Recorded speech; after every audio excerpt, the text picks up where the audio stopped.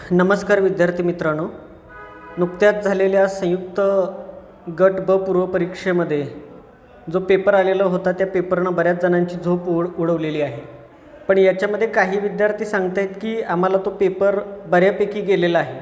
आता बऱ्यापैकी जाण्याच्या पाठीमागचं कारण काय होतं की त्या विद्यार्थ्यांनी पाठीमागं जो अभ्यास केलेला होता त्या अभ्यासामध्ये ज्या प्रश्नपत्रिका होत्या त्या प्रश्नपत्रिकांचा अभ्यास केलेला होता आणि ज्या पाठीमागं होऊन गेलेल्या प्रश्नपत्रिका आहेत त्या प्रश्नपत्रिकांचं विश्लेषण त्या विद्यार्थ्यांनी अगदी जाणीवपूर्वक खूप चांगल्या पद्धतीनं केलेलं होतं आणि त्याचे परिणाम त्यांना पेपर सोपा जाण्यामध्ये झालेले आहेत. आपण जर बघितलं गेलं तर जो पेपर आहे तो पेपर नेमका कसा होता, तर त्याच्यासाठी येणारी ग्रुप सीची जी कंबाईन आहे त्या कंबाईनचा विचार करता आपण आत्तापर्यंत झालेले सगळे पेपर आपल्या चॅनलवरती या ठिकाणी त्याचं विश्लेषण देणार आहोत. हे विश्लेषण धावतं विश्लेषण असेल.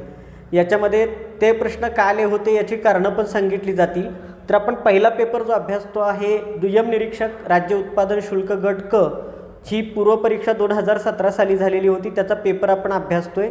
तर याच्यामध्ये जे प्रश्न आलेले होते त्यातला पहिला प्रश्न जो होता तो पहिला प्रश्न होता हिंदुस्थानमध्ये दळणवळणाच्या विकासासाठी ब्रिटिश सरकारने रॉबर्टसन कमिटीद्वारे कोणते बोर्ड स्थापन केलेले होते, तर ते रेल्वे बोर्ड त्या काळामध्ये स्थापन केलेलं होतं.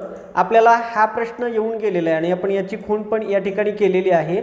तर जर बघितलं गेलं तर रेल्वे बोर्डाची स्थापना त्या काळामध्ये रॉबर्टसन कमिटीद्वारे करण्यात आलेली होती. आता दुसरा प्रश्न आपण जर बघितला गेला तर त्या काळातली जी काही वर्तमानपत्र होती ती वर्तमानपत्र कुठं चालवली जात होती असं या ठिकाणी विचारलेलं आहे.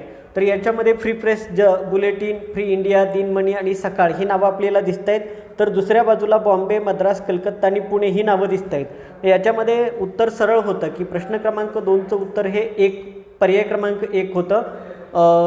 यानंतर प्रश्न तिसरा जो आलेला होता तो तिसरा प्रश्न रत्नाकर मतकरी यांनी हुंडाबळी या विषयावरती कोणतं नाटक लिहिलेलं आहे, तर ते नाटक जे होतं ते अग्निदिव्य असं नाटक होतं. त्यानंतर त्याच काळातला बराचसा चर्चेतला एक प्रश्न होता की त्या ठिकाणी आरेची दूध कॉलनी त्याच्याबद्दल बऱ्याचशा चर्चा चालू होत्या आणि यामध्ये आयोगानं प्रश्न जो विचारलेला होता तो सहकारी दुग्ध व्यवसायात मुंबईत कोणत्या ठिकाणी सुरू करण्यात आलं किंवा टिंबटिपो या ठिकाणी येथे सुरू झाला. वांद्रे, कुलाबा, आरे, वरळी, तर त्याचं उत्तर आरे असं होतं.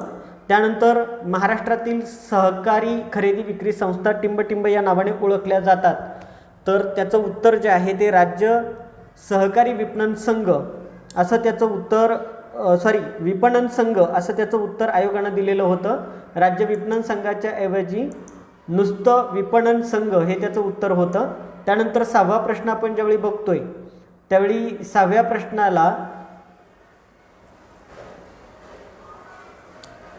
प्रश्नामध्ये प्रश्न असा विचारण्यात आलेला होता की 1 मे 1960 रोजी महाराष्ट्र राज्य निर्मिती सोहळ्याचे उद्घाटन कोणाच्या हस्ते करण्यात आलं, तर हा प्रश्न जो होता तो आयोगानं रद्द केलेला होता. पण इथं जी नावं दिसत आहेत त्याच्यामध्ये बाळासाहेब खेर जे आहेत ते बाळासाहेब खेर हे संयुक्त गुजरात आणि मुंबई राज्याचे मुख्यमंत्री होते. यशवंतराव चव्हाण जे आहेत ते यशवंतराव चव्हाणांनी महाराष्ट्राचा मंगल कलश आणलेला होता आणि महाराष्ट्राचे पहिले मुख्यमंत्री म्हणून पण त्यांचंच नाव घेतलं जातं. पण हा प्रश्न आयोगानं त्यावेळी रद्द केलेला होता. त्यानंतर 7 नंबरचा प्रश्न आपण बघतोय. 7 नंबरच्या प्रश्नामध्ये कमवा आणि शिका योजनेचा पुरस्कार कोणत्या आयोगानं केला असा प्रश्न विचारलेला होता, तर त्याचं उत्तर जे आयोगानं दिलेलं होतं ते उत्तर होतं राधाकृष्णन आयोगानं याची शिफारस केली असं सांगितलेलं होतं. त्यानंतर जे बाकीचे आयोग आहेत, मुदलियार आयोग असेल, कोठारी आयोग असेल किंवा जॉन सार्जंट आयोग असेल. आता यातला जॉन सार्जंट आयोग जो आहे तो ब्रिटिशांच्या काळामध्ये सुरू झालेला आयोग होता किंवा तो शिक्षणाच्या संदर्भात नेमलेला होता. बाकी 3 स्वातंत्र्याच्या नंतरचे आयोग होते, त्याच्यामध्ये राधाकृष्ण आयोग, मुदलियार आयोग आणि कोठारी आयोग. यानंतर 8वा प्रश्न आपण बघतोय. 8व्या प्रश्नामध्ये काही मराठीतील नामवंत लेखकांची नावं दिलेली होती आणि त्या लेखकांनी कोणत्या कादंबऱ्या किंवा कोणतं पुस्तक लिहिलं याच्या संदर्भामध्ये त्या ठिकाणी त्या प्रश्नाचा समावेश करण्यात आलेला होता. तर श्रीना पेंडसे, गोणी दांडेकर, भालचंद्र नेमाडे आणि जयवंत दळवी असे लेखक होते. दुसऱ्या बाजूला शितू, चक्र, रथचक्र आणि कोसला असं ती पुस्तकं होती, तर त्याचं उत्तर हे पर्याय क्रमांक 2 होतं. त्यानंतर आपण पुढं बघतोय की प्रश्न 9वा जो आहे त्या 9व्या प्रश्नामध्ये कोकण रेल्वे मार्गावरती सर्वात लांबीचा बोगदा कोणत्या ठिकाणी आहे, तर त्या ठिकाणी करबुडे हा सर्वात लांबीचा बोगदा कोकण रेल्वे मार्गावरती आहे. त्यानंतर मालवण, राजापूर आणि वेंगुर्ली ही जी 3 ठिकाणं आहेत ही कोकणातील बंदरं म्हणून ओळखली जातात, लक्षात ठेवा. त्यानंतर प्रश्न क्रमांक 10 मध्ये साम्राज्यवादी विचारसरणी काही विचारसरणी दिलेल्या होत्या, तर त्याच्यामध्ये साम्राज्यवादी, केम्ब्रिज विचारसरणी, राष्ट्रवादी विचारसरणी आणि साम्यवादी विचारसरणी. तर दुसऱ्या बाजूला त्या विचारसरणीचे पुरस्कर्ते दिलेले होते, व्हॅलेंटाईन चिरोल, अनिल सियल, आर.सी. मुजुमदार, आर.पी. दत्त. आणि या प्रश्नाचं उत्तर जे होतं ते पर्याय क्रमांक 3 होतं, कारण 1, 2, 3, 4 हे जे पर्याय आहेत ते पर्याय आहे असे विचारलेले होते. त्यानंतर प्रश्न क्रमांक 11 जो आहे तो दिलेला होता की भारताची राजधानी कलकत्ता येथून दिल्लीला नेणाऱ्या ब्रिटिश गव्हर्नर जनरलचं नाव सांगा. तर लॉर्ड होर्डिंग्ज दुसरा यानं 1911 साली काय केलेलं होतं की भारताची राजधानी कलकत्त्यावरून दिल्लीला आणलेली होती. आणि या ठिकाणी त्या काळामध्ये जनगणमन हे राष्ट्रगीत पण गायलं गेलेलं होतं. आता आपण जर याच्या पुढचा प्रश्न 12वा बघितला तर भारतीय कम्युनिस्ट पार्टीचे संस्थापक सदस्य खालीलपैकी कोण होते, तर याचं उत्तर जे आहे ते M.N. रॉय अर्थात मानवेंद्रनाथ रॉय हे त्याचं उत्तर आहे. त्यानंतर आधुनिक भारतामध्ये स्थानिक स्वराज्य सरकार कुणी सुरू केलं किंवा स्थानिक स्वराज्य संस्थांची निर्मिती कुणी केली, या प्रश्नाचं उत्तर जे आहे ते लॉर्ड रिपन आहे की लॉर्ड रिपननं भारतामध्ये स्थानिक स्वराज्य संस्था सुरू केल्या किंवा त्याला स्थानिक स्वराज्य संस्थांचा जनक म्हणून ओळखलं जातं. आता आपण 14वा प्रश्न जर बघितला तर हा राज्यशास्त्रावरती पडलेला प्रश्न आहे की भारताचं संविधान लिहित असताना संविधानाच्या बाबतीमध्ये ते संविधान कसं तयार करण्यात आलं याच्यामध्ये हा प्रश्न बऱ्याच वेळा येऊन गेलेला आहेच, पण त्याच्यामध्ये ते विचारताना फॅक्च्युअल डाटा त्याच्यामध्ये विचारला गेला आहे की हा प्रश्न कोणत्या स्वरूपाचा आहे. इथं जर आपण बघितलं गेलं तर प्रश्न 1946च्या कॅबिनेट मिशन योजनेनुसार भारताची संविधान सभा गठीत करण्यात आलेली होती. भारतीय संविधान सभेची पहिली बैठक 9 डिसेंबर 1946 रोजी संपन्न झाली आणि 11वं सत्र जे आहे ते 14 नोव्हेंबर ते 26 नोव्हेंबर 1949 या काळात पार पडलं. या प्रश्नाचं उत्तर जे आहे ते पर्याय क्रमांक 3 आहे की ह्या तीनही गोष्टी सत्य आहेत. आपल्याला प्रश्न विचारलेला होता की कोणते विधान बरोबर आहे आणि बऱ्याच वेळा आपल्याकडून चुका होतात की विधान बरोबर आहे, चूक आहे, अचूक आहे की चूक आहे असा प्रश्न विचारला जातो.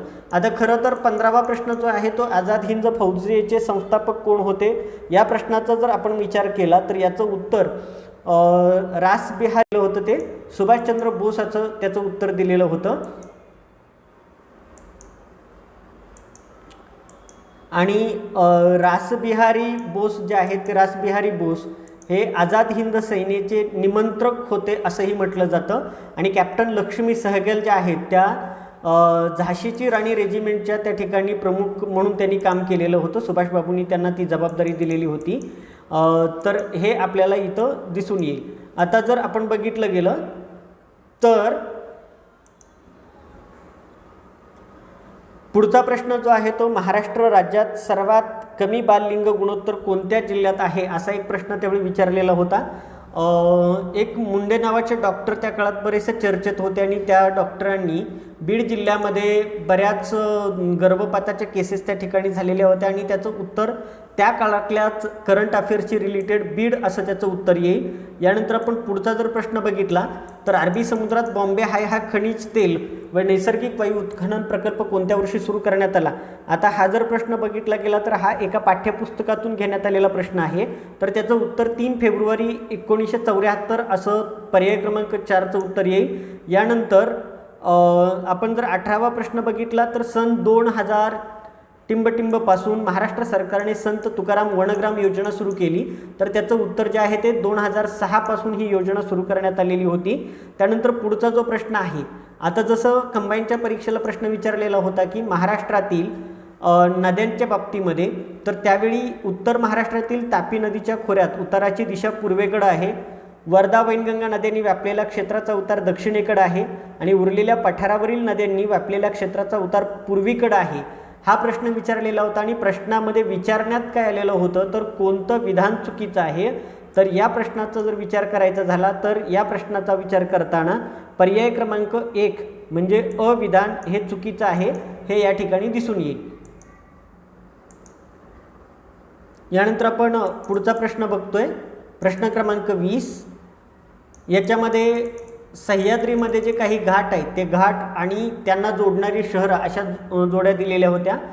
थळघाट, बोरघाट, माळशेज, आंबोली हे 4 घाट एका बाजूला. त्यानंतर वेंगुर्ला, सावंतवाडी, निपाणी, मुंबई कल्याण उत्तूर, मुंबई पुणे आणि मुंबई नाशिक असा तो प्रश्न होता. आणि याचं उत्तर जे होतं ते उत्तर होतं पर्याय क्रमांक 1. उत्तर जे आहे ते पर्याय क्रमांक 1.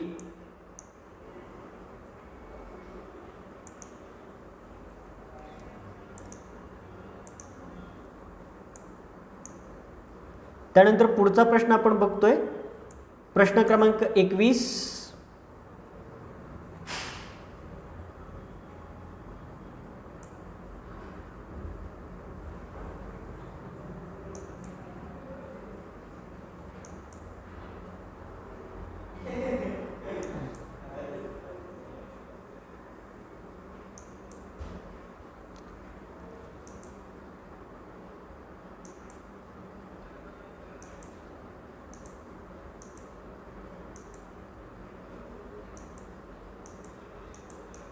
महाराष्ट्राच्या लोकसंख्येची घनता सन 1960 ते 1961 मध्ये किती होती असा तो प्रश्न विचारलेला होता. आता हा प्रश्न विचारताना आपल्याला लोकसंख्येची घनता पण बऱ्याच वेळा बघितलेली आहे आणि त्याच्यामध्ये 229, 239, 310 आणि वरीलपैकी कोणतेही नाही असं ते उत्तर होतं. तर वरीलपैकी कोणतेही नाही हा त्याचा पर्याय आहे. पर्याय क्रमांक 4 जो आहे तो पर्याय क्रमांक 4 हे त्याचं उत्तर आहे की यामध्ये ती घनता समाविष्ट करण्यात आलेली नाही. त्याचं उत्तर वरीलपैकी कोणतेही नाही असं येईल. त्यानंतर आपण जर बघितलं गेलं तर 22वा प्रश्नाचा आपण ज्यावेळी विचार करतोय त्यावेळी 22व्या प्रश्नामध्ये महाराष्ट्रातल्या काही आदिवासी जमाती दिलेल्या होत्या आणि आदिवासी जमाती देत असताना त्या कोणत्या जिल्ह्यात येतात असा प्रश्न होता. कातकरी, भिल्ल, कोरकू, गोंड या त्या जमाती होत्या आणि दुसऱ्या बाजूला भंडारा, अमरावती, नंदुरबार आणि रायगड हे जिल्हे दिलेले होते. तर या प्रश्नाचं उत्तर जे होतं ते उत्तर पर्याय क्रमांक 1 दिलेलं होतं. पर्याय क्रमांक 1.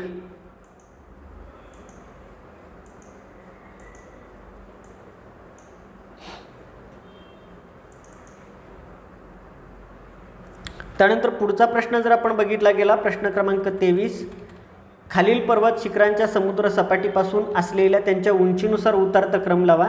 या ठिकाणी साल्हेर, सप्तशृंगी, महाबळेश्वर आणि कळसूबाई या ठिकाणी बऱ्याच लोकांचा पाठ असलेला फॉर्म्युला म्हणजे कसा मी हसतो यानुसार कळसूबाई हे पहिल्या क्रमांकाचं शिखर होतं. उंचीनुसार उतरता क्रम लावायला सांगितलेला होता. त्यानंतर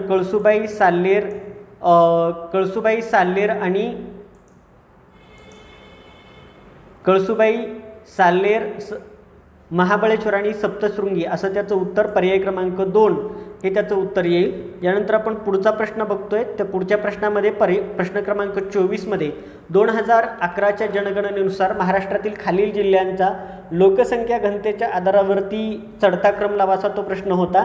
बऱ्याचशापैकी अवघड होता. सिंधुदुर्ग, गडचिरोली, नंदुरबार आणि धुळे. तर त्या काळामध्ये ही आकडेवारी पाठ करत असताना यावर्षी जसं कंबाईनला विचारण्यात आलं आहे तसंच त्या काळात झालेलं होतं. तर ब, अ, क, ड म्हणजे पर्याय क्रमांक 3 हे त्याचं उत्तर आहे.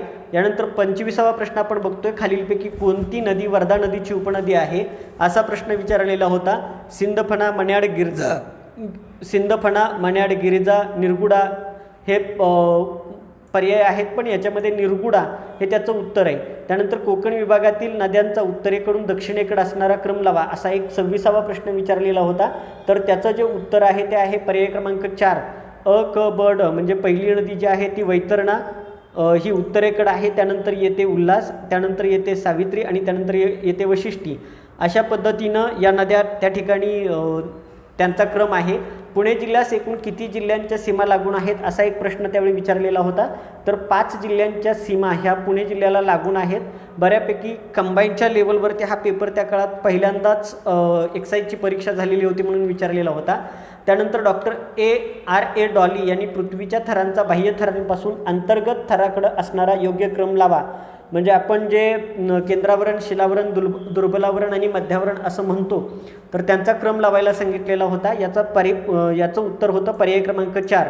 त्यानंतर आपण 29वा प्रश्न बघतोय, रिझर्व्ह बँकांच्या संख्यात्मक पद्धतीत खालीलपैकी कोणत्या यांचा समावेश होतो? याचं पर्याय क्रमांक 4 म्हणजे खुल्या बाजारातील कर्ज रोख्यांची खरेदी विक्री करण्याचं काम रिझर्व्ह बँक करते, बँक रेट व्याजदर ठरवण्याचं काम करते, किंवा राखीव निधींचे बदलते प्रमाण ठरवण्याचं पण काम रिझर्व्ह बँक करते. त्यानंतर प्रश्न क्रमांक 30वा होता की खालील विधानं बघा. सिंधुदुर्ग इथं मॅग्नीनचे साठे आढळतात, बॉक्साईट प्रामुख्यानं जांभ्या खडकामध्ये आढळतो, आणि भंडारा जिल्ह्यातील मौनी येथे क्रोमाईट खनिजाचं उत्पादन केलं जातं. याच्यामध्ये या प्रश्नाचं जे विधान आहेत ही विधानं तीनही बरोबर होती. विधान अ ब क बरोबर होती, म्हणजेच पर्याय क्रमांक 4 हे त्याचं उत्तर होतं. त्यानंतर आपण पुढं बघतोय की प्रश्न क्रमांक 31वा, 2012-13मध्ये भारताच्या निर्यातीत अभियांत्रिकी वस्तूंचा डॅश डॅश टक्केवारीसहित प्रथम क्रमांक आहे. तर 31व्या प्रश्नाचं उत्तर जे होतं ते 21.7% इतक्या प्रमाणासह प्रथम क्रमांक त्यावेळी होता. त्यानंतर नरसिंहम समितीनं अशी शिफारस केली होती की वैधानिक तरलता प्रमाण SLR मध्ये 38.5% वरून टिंबटिंब करावी, तर त्याच्यामध्ये 25% तरलता प्रमाण करावी अशी शिफारस नरसिंहन समितीनं केलेली होती. त्यानंतर आपण 33वा प्रश्न बघतोय की टिंबटिंब या काळामध्ये भारत सरकार प्राथमिक तूट GDPच्या टक्केवारीच्या दृष्टीनं ऋण होती, तर त्याचं जे प्रमाण कोणत्या काळामध्ये किंवा कोणत्या कालखंडात होती, तर त्याचं उत्तर हे बदलून दिलेलं होतं. 2006-07 आणि 7-8 या काळामध्ये ही तूट GDPच्या टक्केवारीच्या दृष्टीनं ऋण होती असं सांगितलेलं आहे. त्यानंतर आपण प्रश्न क्रमांक 34 बघतोय की नीती आयोगाच्या बाबतीमध्ये कोणती विधानं सत्य आहेत? निधी वाटप करण्याचा अधिकार नीती आयोगाला नाही. त्यानंतर हा एक विचार गट आहे, थिंक टँक आहे. त्यानंतर राज्यांच्यावर धोरण लादलं जातं, धोरण आखणी करताना राज्यांशी चर्चा केली जाते. आता 34व्याचं हे जे आहे त्याच्यामध्ये राज्यांच्यावर धोरण लादलं जात नाही आहे, तर राज्यांना धोरणामध्ये त्याचा समावेश केला जातो. अ ब ड म्हणजेच पर्याय क्रमांक 1 हे त्याचं उत्तर होतं. त्यानंतर आपण प्रश्न क्रमांक 35 बघतोय, 1950 ते 80 या काळातील भारताच्या अर्थव्यवस्थेचा वृद्धिदर किती होता? तर याचं जे उत्तर आहे ते उत्तर आहे 3.5% हा वृद्धिदर होता. आपण 36वा प्रश्न बघतोय, सरकारच्या कायदा व सुव्यवस्था यावरील खर्च हा कशाच्या पद्धतीत मोडला जातो? तर आपण जर बघितलं गेलं तर तो अनुत्पादक खर्च आहे, म्हणजे याच्यातून सरकारला कुठल्याही प्रकारचा आउटपुट किंवा परतावा मिळत नाही, म्हणून हा अनुत्पादक खर्च आहे. 37वा प्रश्न आपण बघतोय, जेव्हा reserve bank of India bank rate वाढवते तेव्हा काय होतं असा प्रश्न आहे? तर गुंतवणुकीस परावृत्त केलं जातं. व्याजाचा दर वाढला जातो त्यावेळी गुंतवणुकीपासून परावृत्त केलं जातं असा प्रश्न आहे. त्यानंतर आपण 38वा प्रश्न बघतोय, जेव्हा एकूण उत्पादनापेक्षा खर्च वाढतो त्याला काय म्हटलं जातं? तर त्याला तुटीचं अंदाजपत्रक असं म्हटलं जातं. आपण 39वा जो प्रश्न बघतोय की मल्टी डायमेन्शनल पॉवर्टी इंडेक्स कोणी मांडला? तर विविध परिमाण दारिद्र्य निर्देशांक खालीलपैकी कुणी मांडला? तर याचं उत्तर मात्र आयोगानं काय केलेलं होतं? तर कॅन्सल केलेलं होतं. त्याचं उत्तर म्हणजे हा प्रश्नच आयोगानं कॅन्सल केलेला होता. त्या काळामध्ये तो प्रश्न त्याचं उत्तर समर्पक नव्हतं म्हणून तो प्रश्न कॅन्सल केलेला होता. 40वा प्रश्न आपण बघतोय की खालीलपैकी कोणत्या कार्यक्रमाचे उद्दिष्ट हे फक्त ग्रामीण भागातील गरिबांना रोजगार पुरवणं हे होतं? तर याच्यामध्ये या प्रश्नाच्या पर्यायामध्ये ज्या 4 योजना आहेत, स्वर्ण जयंती स्वरोजगार योजना किंवा स्वर्ण जयंती शहरी रोजगार योजना, शिकलेल्या तरुणांसाठी स्वरोजगार, तर यामध्ये पर्याय क्रमांक 1 ग्राम स्वरोजगार योजना जी आहे ती ग्राम स्वरोजगार योजना याच्यामध्ये समाविष्ट होते. आता आपण 41वा प्रश्न बघतोय, आर्थिक नियोजनाच्या काळात राष्ट्रीय उत्पन्नातील कल सातत्यपूर्ण वृद्धी दाखवत नाही, कोणतं विधान बरोबर आहेत असा प्रश्न विचारलेला आहे. तो प्रश्न विचारताना नियोजनाच्या एकूण कालावधीपैकी निम्म्या कालावधीतच वृद्धी झालेली आहे. आर्थिक नियोजनाच्या जवळजवळ निम्म्या कालावधीत काहीच वृद्धी झालेली नाही, तर ती ऋणवृद्धी झाली आहे. आर्थिक नियोजनाच्या संपूर्ण कालावधीचा विचार करता सातत्यपूर्ण वृद्धी झाली आहे अशी 4 विधानं आहेत. तर 4 विधानापैकी पर्याय क्रमांक 1 अ ब क सातत्यपूर्ण वृद्धी ही आत्तापर्यंतच्या काळात झाली नाही हे समोर येतं आहे. आता आपण जर याच्या पुढं 42वा प्रश्न आपण बघतोय, तर 42व्या प्रश्नामध्ये नवीन सहस्त्रकातील कृषी क्षेत्रातील फिकी वृद्धी ह्यामुळं झालेली आहे. त्याच्यामध्ये संरचनात्मक त्रुटी आहेत, त्यानंतर सार्वजनिक क्षेत्रातली गुंतवणुकीची कमी असलेली पातळी, खतांचा असमतोल वापर आणि कृषी क्षेत्रातले धारणा क्षेत्रांचे छोटे आकारमान. तर याच्यामध्ये अ ब क हे उत्तर आयोगानं त्या काळामध्ये दिलेलं होतं, म्हणजे पर्याय क्रमांक 4 हे उत्तर दिलेलं आहे. त्यानंतर पुढीलपैकी कोणत्या उद्योग कारखाने उत्पादनासाठी परवाने असणे आवश्यक आहे? त्याच्यामध्ये सिगारेट, दारू, औद्योगिक प्रक्षोभके किंवा स्फोटके, संरक्षण सामग्री, आयुधे, वस्तू हे जी विधान आपण विचारात घेतलं तर वरीलपैकी चारही हे त्याचं उत्तर आहे. यानंतर आपण 44वा प्रश्न बघतोय. 44व्या प्रश्नामध्ये भारताच्या आयातदार देशांचा भारतातील आयातीत अलीकडच्या काळातील त्यांच्या भागानुसार वरून खालील असा क्रम लावा. USA, चीन, सौदी अरेबिया आणि UAE ज्या देशांचा भारतातील आयातीतील सर्वात मोठा वाटा आहे त्याला प्रथम क्रमांक. यानुसार या प्रश्नाचं उत्तर जे होतं ते चीन, सौदी अरेबिया, UAE आणि सर्वात शेवटी अमेरिका होती.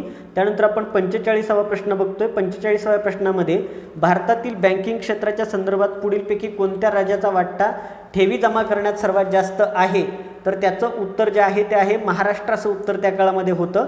आताच्या काळामध्ये ते बदललेलं असू शकतं किंवा तेही असू शकतं. यानंतर आपण जर 46वा प्रश्न बघितला तर तो विज्ञानावरती होता. त्या विज्ञानावरती प्रश्न जे आपण आलेले आहेत ते आता बघणार आहोत. दूरदृष्टी दोष विधानं बरोबर कोणते आहेत हा प्रश्न विचारला गेला आहे. दूरदृष्टी दोष हा बहिर्वक्र बिंग वापरून दूर करता येतो. लघु दृष्टीदोष हा बहिर्वक्र बिंग वापरून दूर करता येतो. दूरदृष्टी हा अंतर्वक्र भिंग वापरून दूर करता येतो आणि लघु दृष्टीदोष हा अंतर्वक्र भिंग वापरून दूर करता येतो. यापैकी कोणती विधानं बरोबर आहेत असं 46व्या प्रश्नामध्ये विचारलेलं होतं. तर त्याचं जे उत्तर आहे त्याचं उत्तर पर्याय क्रमांक 4 जे आहे अ आणि ड हे बरोबर आहेत. म्हणजे दूरदृष्टीदोष हा बहिर्वक्र भिंग वापरून दूर करता येतो, तर लघुदृष्टीदोष हा अंतर्वक्र भिंग वापरून दूर करता येतो. आता या ठिकाणी जे गणितं दिलेली होती ती गणित आपण सोडवू शकत नाही किंवा बघणार नाही आहे, कारण तेवढा वेळ आपल्याकडं कमी पडणार आहे. तर आपण 48वा प्रश्न डिरेक्टली बघतोय. जलविद्युत केंद्रामध्ये ऊर्जांचे रूपांतर कशा पद्धतीनं होतं हे विचारलेलं होतं. तर धरणामध्ये साठलेलं पाणी स्थितीमध्ये असतं, त्याला गतिमान केलं जातं आणि त्याच्यापासून ऊर्जेत रूपांतर होतं. त्याचं उत्तर जे होतं ते पर्याय क्रमांक 2 असं होतं. आपण 49वा प्रश्न बघतोय. 49व्या प्रश्नामध्ये SB ही जी संज्ञा आहे, रासायनिक संज्ञा आहे, ती कशाची आहे असा प्रश्न विचारलेला होता. तर ती अँटीमनी या मूलद्रव्याची संज्ञा आहे, पर्याय क्रमांक 2. त्यानंतर ओझोनचा स्तर नष्ट होण्यामागची कारणं काय आहेत? नैसर्गिक स्रोतापासून तयार होणारे NO आणि NO2, त्याबरोबर क्लोरोफ्लोरोकार्बनपासून तयार होणारा क्लोरीनचा अणू. आता हा जो प्रश्न आहे ही दोन्हीही विधानं अचूक आहेत. अचूक आहेत याचा अर्थ बरोबर आहेत असं होतं, त्यामुळे ही दोन्ही विधानं अचूक आहेत असं त्याचं उत्तर आलेलं आहे. आपण 51वा प्रश्न बघतोय. खालीलपैकी कोणत्या संयुगामध्ये केंद्रभागी असलेल्या मूलद्रव्यांच्या संयुजा अष्टकाचा विस्तार झाला आहे? त्यामध्ये 51व्या प्रश्नाचं उत्तर जे आहे ते पर्याय क्रमांक 1 आणि 2 याच्यामध्ये जे पर्याय दिलेले आहेत हे दोन्हीही पर्याय बरोबर आहेत आणि त्यामुळे याचं उत्तर जे आहे ते 3 नंबरचं आहे. अंडी घालणारे सस्तन प्राणी कोणत्या गटामध्ये किंवा प्राणीवर्गामध्ये मोडतात असा प्रश्न होता. तर ते प्रोटेथेरिया या गटामध्ये मोडतात. पर्याय क्रमांक 1 हे त्याचं उत्तर आहे. त्यानंतर पचनक्रियेचा यांच्यात अंतर्भाव असतो. कशामध्ये अंतर्भाव होतो? तर टेपवर्म याच्यामध्ये त्याचा अंतर्भाव होतो. त्यानंतर फिलेरियासिसची रक्त चाचणी करण्याकरता कोणती सर्वोत्तम वेळ आहे? तर मध्यरात्र ही फिलेरियासची सर्वोत्तम चाचणी करण्याकरता योग्य वेळ आहे, सर्वोत्तम वेळ आहे. मावा किंवा तुडतुडी किडे हे कोणत्या ऑर्डरमध्ये किंवा गटामध्ये मोडतात? 55व्या क्रमांकाचा प्रश्न आहे. हेमिप्टेरा हे त्याचं उत्तर आहे. त्यानंतर 56वा अमरवेल जी आहे ती काय आहे? तर अमरवेल ही खोडावर वाढणारी परजीवी वनस्पती आहे. अमरवेल जी आहे पर्याय क्रमांक 4 उत्तर खोडावर वाढणारी परजीवी वनस्पती आहे. यानंतर आवृत्तबीजी वनस्पती वर्गातील सर्वात लहान वनस्पती कोणती असा प्रश्न होता. तर वोल्फिया ही त्या आवृत्तबीजी वनस्पती वर्गातली सर्वात लहान वनस्पती आहे. यानंतर 58वा प्रश्न आरोग्य आणि आहारविषयक काही विधानं दिलेली होती. तांबे मानवी शरीरास आवश्यक असा सूक्ष्म अन्न घटक आहे. ड जीवनसत्व पाण्यामध्ये विरघळतात. स्निग्ध पदार्थांचा उष्मांक 9.3 किलो कॅलरी प्रतिग्राम आहे आणि क जीवनसत्वाच्या अभावामुळे स्कर्वी रोग होतो. याच्यामध्ये अ क ड ही जी विधानं आहेत ती विधानं बरोबर आहेत. यानंतर 59वा प्रश्न आपण बघतोय. जंतू संसर्ग झाल्यास त्यावर प्रतिक्रिया म्हणून मानवी शरीरातील कोणत्या पेशी हिस्टमाइन हे रसायन स्रवतात? तर त्याचं उत्तर जे होतं ते पर्याय क्रमांक 1 मास्ट पेशी हे त्याचं उत्तर होतं. कोरडी कडधान्य, साखर, पीठ, हवाबंद केलेली फळे व भाज्या ही सर्वोत्तम उदाहरणं खालीलपैकी कोणत्या प्रकारच्या अन्नधान्याची आहेत? तर याच्यामध्ये याचं उत्तर जे आहे ते टिकाऊ किंवा स्थिर पदार्थ मध्ये पर्याय क्रमांक 3 हे त्याचं उत्तर आहे.